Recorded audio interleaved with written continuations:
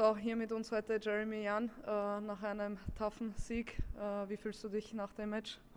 Ja, also ich glaube, wir waren knapp an den 3 Stunden dran, also dementsprechend schon ein bisschen erledigt, aber ich freue mich, dass es dann letztendlich auf meine Seite gefallen ist. Du bist hier das erste Mal beim Falkensteiner Punta Scala Sadar Open. Wie gefällt es dir hier bisher? Wie ist die Organisation?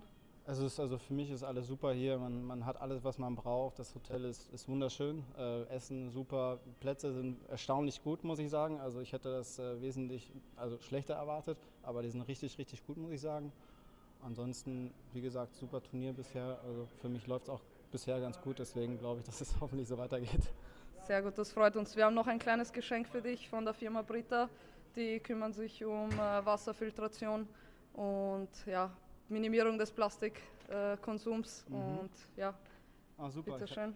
So einen habe ich schon zu Hause. Also einen großen Filter natürlich, aber so für unterwegs umso besser noch. Vielen Dank. Sehr gut, dann viel Glück fürs weitere Turnier und ja. Perfekt. Dankeschön.